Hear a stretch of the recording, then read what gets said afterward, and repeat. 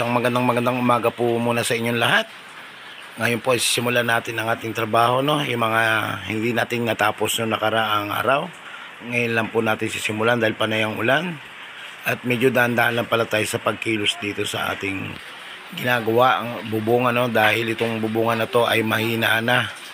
Ayan, tanggalin muna natin ang ating bender. Ayan, pati hollow block. Tandaan tayo sa kilos. At yung plywood, yung karton, pwede po natin gamitin yan upuan dahil mainit po ang yero. Pag mamaya po mainit na ang yero, pwede natin gamitin yan. Uupo tayo para makapagtali. Yan po. Kaya sabit muna natin ang yero na to dahil pag umuulan, binababa natin yan para hindi tayo mapasukan ng tubig sa loob. Ayan. Ganyan lang po kadali. Ayan, magtatrabaho na po tayo. Magsimula na tayo.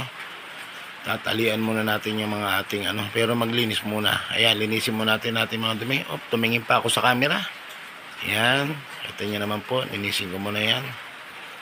Ayan, pagtanggalin ko na yung mga sako. Kapag iyan po inalinis ko na, natalian ko na po yung mga anilyo na yan. At para po yung iba po magawa na natin. At para tayo po ay makapagbuhos na ng ating mga biga.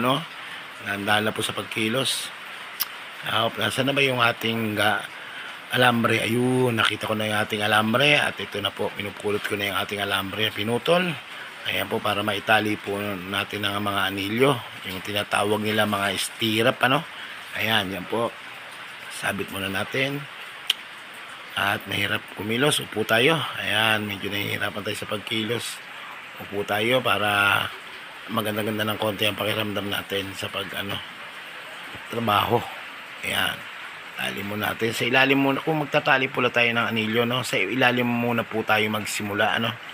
Yan, pag naitali po natin yung mga ilalim, tsaka natin itali ibabaw. Madali kasi hatakin pag nasa ibabaw. Yung sa ilalim, mahirap po hatakin para ilapat po sa ating mga kanto ng anilyo. Yan, ganyan po. Yan, pilipit, 2 ikot lang, ayos na yan. Basta tumigpit, basta maganda ang pagkakalapat ng alambre, ayos na. Medyo nakalaylay ang ating bakal. Tatalian muna natin yan. Sabit natin dito sa yero para tumawid ng konti ang ating bakal dahil lawlaw. Bago tayo maghigpit ng pagtatali, lawlaw ang ating alambre, bakal. Ayan na. Ayan, ganyan lang. Ayan, nakita nyo naman, tuwid na siya, di ba? Tsaka natin itali ngayon para maganda tignan at hindi natin masyadong kumilos. Ayan, ganyan lang po kasimple ang pagtatali. Ang dali-dali lang. At isusunod naman po natin ang ating palang biga sa gitna, yung pinaka tinatawag nating crossbeam. Kailangan po natin sa bahay yan. Hindi po pwede pong wala tayong crossbeam sa gitna dahil yan po ang nagbibigay lakas sa gitna para hindi maghiwalay ang bahay. Kailangan po natin na may crossbeam. Medyo mahirap magkabit dahil nag-iisa lang tayo. Ayan. At kailangan malaki din po ang eskwala nyo para magkapit po yan, magyayakapin nyo po yan. Dahil pag nagyakap po yan, yan po yung matibay. Hindi, wag po kayong gagawa ng kapos. Ayan, kailangan mahaba po at magyayakapin nyo yan. Yan na po. At ito naman po kakabit na natin yung pinaka pang ibabaw, na ikabit po natin kanina yung pangilalim. Kailangan po nakatihaya at nakapataob po ang eskwala ng ating bakal. At pagtataliin po natin. Ayan, kita nyo po, papakita ko po sa inyo. Ayan, pinupukpok ko na po na yan. Ayan, kailangan po nakataob po ang eskwala niya. Tapos yung sa ilalim, kailangan po nakatihaya. Ayan, makikita nyo po yung tatalian natin ng alambre yan. Ayan, ganyan lang po ang pagtali. Talian mo natin sa ibabaw para hindi kumilos. At isusunod po natin ang ilalim. Ayan po, pakita ko po sa inyo. Ayan, kita nyo yan, naka-eskwala yung ilalim, tihaya, at yung sa ibabaw ay nakataob ang eskwala. Tatalian natin ng alambre yan para matibay, magkayakap siya. Yan po talaga ang tamang pagkakabit. Hindi katulad ng wag po kayong gagawa ng kapos. Dahil pag kapos wala pong lakas dahil hindi po natin siya mapagtatali. Yan, katulad po niyan, napagtali po natin. Ayan, yan, ganyan lang po.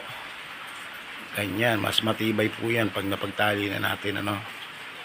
Dagdagan natin ng tali kung kinakailangan. Maraming tali, 5, 6, 7, 8, 9, 10. Kailangan po maraming tali. Ano po natin ng bakal, ano? Kahit abang lang muna tayo. Gusto ko na makapag-buhos kasi. Dahil kinakalawang na yung ating bakal. Ayan, nakapag-abang na rin tayo, no? Ayan. Tapos lalagyan lang natin abang yung paganto. Pakros naman. Ganyan. Ito po yung... Tapos na tayo magbakal, ano? Ngayon naman ay magpo-forma na tayo. Ito po ang ating plywood, ang forma, mga lumang forma yan, ha.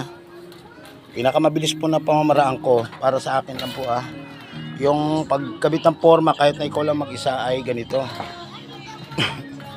Maglagay ka na po ng dalawang pako.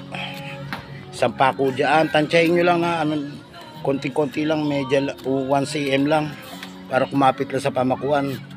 Dahil iyan po isasabit natin sa mga hollow block. Para kahit hindi mo na kailangan ng katulong, nag-isa ka lang pwede. Ayan, bali dalawa po yan, ha. Ayan, dalawa, isa, dalawa. Tapos ito naman pong alambre, ito po yung panghigpit natin, ano. Single na alambre lang, hindi tayo magdo-double. Dahil maaksayado sa alambre, pero hindi naman sasabog po yan. Tara po, let's go. Galing yan. Tignan na natin, pakita ko sa inyo, sasalpa ko na. Ayan na po, muli na po, kakabit na po natin ang ating forma, no, na kahit po tayo ay nag-iisa, kaya po natin ikabit ang forma, no, gaya po ng pinakita ko sa inyo na may dalawang pako.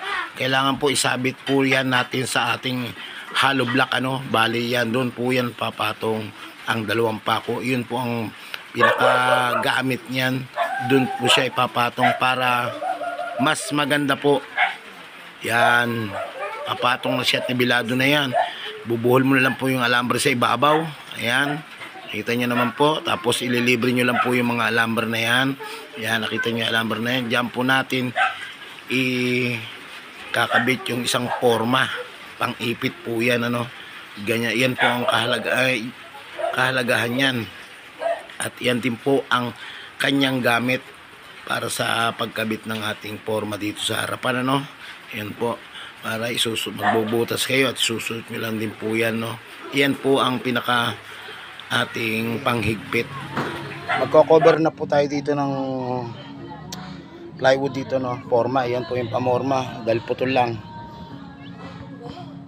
Ngayon po, yung tapat po nito ng alambre na yan, ililibre nyo na yan, ha. Yung tapat po na yan ay bubutasin nyo dito sa forma na to, no. Ayan, katulad yan, binutas ko na yan. Ayan. Tapos isasabit po natin yan, ha. Pakita ko sa inyo. Ililibre mo natin yung isang alambre dito sa kabila. Ayan, ililibre natin. Ayan, nakita nyo, nakalibre na. Susuot po natin yan.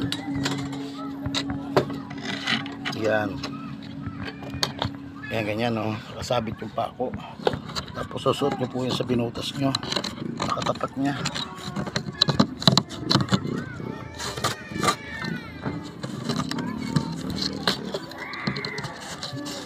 Ayan. Suot na natin, no. Ganon din po dito sa kabila, no. Susuot nyo rin tong alambre na to.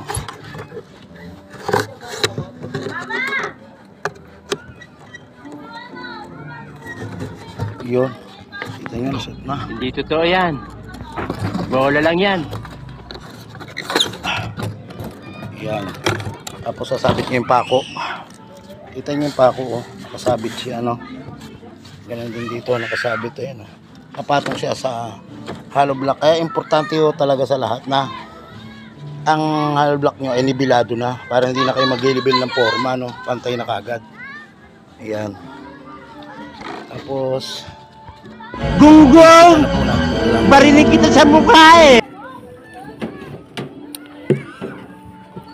mabilis lang po yung pagpuporma na ganitong diskarte. Ayan, oh. Hilahin mo ng bahagya, ikot mo yan, no.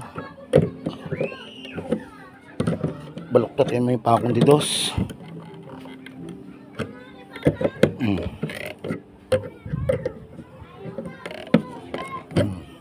Ganyan lang. Pag lumapat na, tama na. Dahil baka maputol. Ayan, ganyan lang po.